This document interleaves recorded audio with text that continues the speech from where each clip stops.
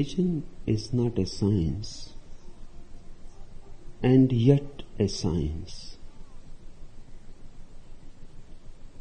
Religion is not a science in the sense physics, mathematics, chemistry are sciences.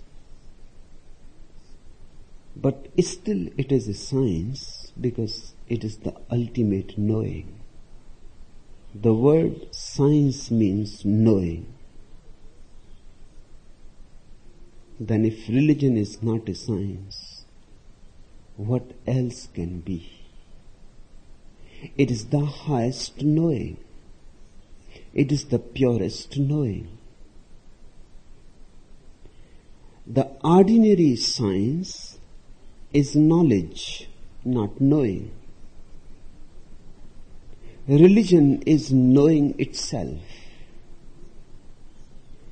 The ordinary science is object-oriented.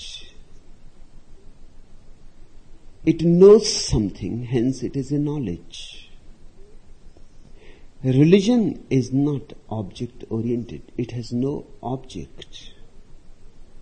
It knows nothing.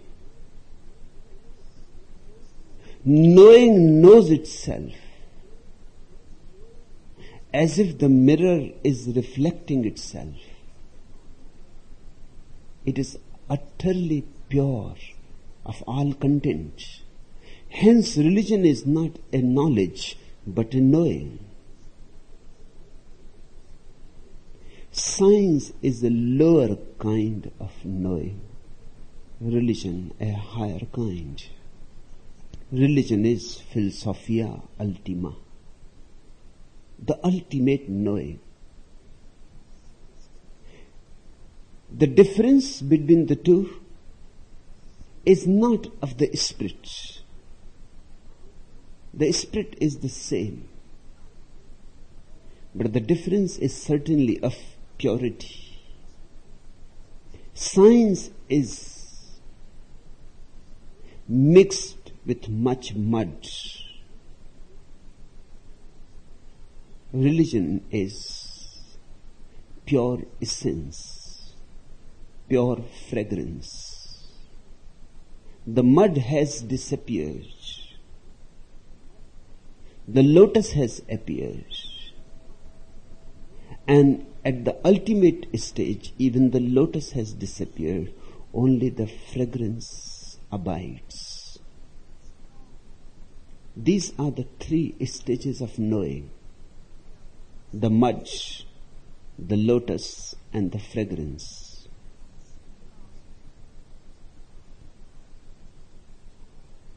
Religion cannot be grasped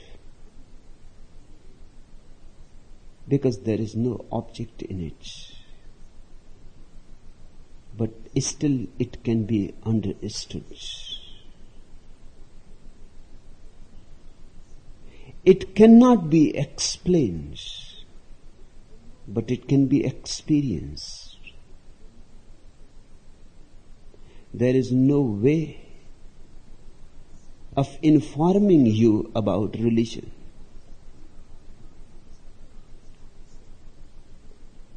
Because it cannot be reduced to information. But you can be showed the way, the path to it. Fingers pointing to the moon. The fingers are not the moon, obviously. But the fingers can point to the moon. These 7 points of mind training of the great master Atisa are fingers, 7 fingers pointing to the moon. Don't be caught in the fingers. Don't become too much obsessed with the fingers. That is not the point. That will be missing the point. Use the fingers and forget them and look where the fingers are pointing at. And when you will see the moon, who bothers about the fingers? Who remembers them? They become automatically non-essential. They disappear. That's why those who have experienced religion, all the scriptures for them become utterly useless. All methods become non-essential.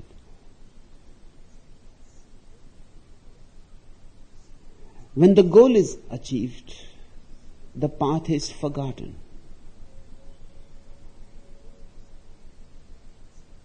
Atisa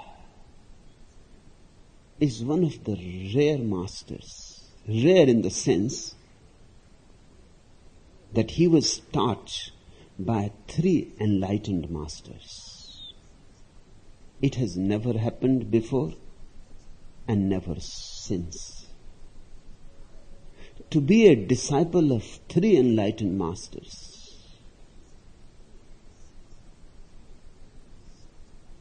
is simply unbelievable, because one enlightened master is enough. But this story that he was taught by 3 enlightened masters has a very metaphorical significance also. It is true, it is historical too.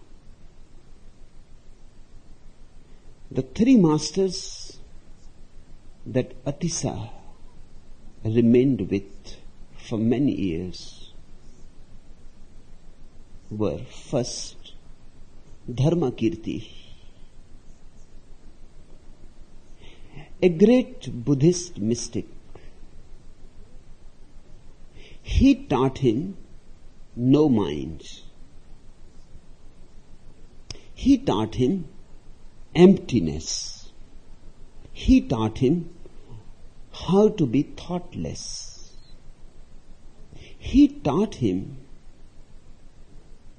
how to drop all content from the mind and be contentless. The second master was Dharma Rakshita, another Buddhist mystic. He taught him love, compassion. And the third master was Yogin Maitreya, another Buddhist mystic. He taught him the art of taking the suffering of others and absorbing it into your own heart.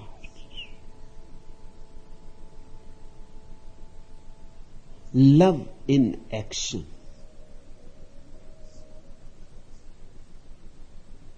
It happened, it could happen, because all these 3 masters were great friends. They had started their search together.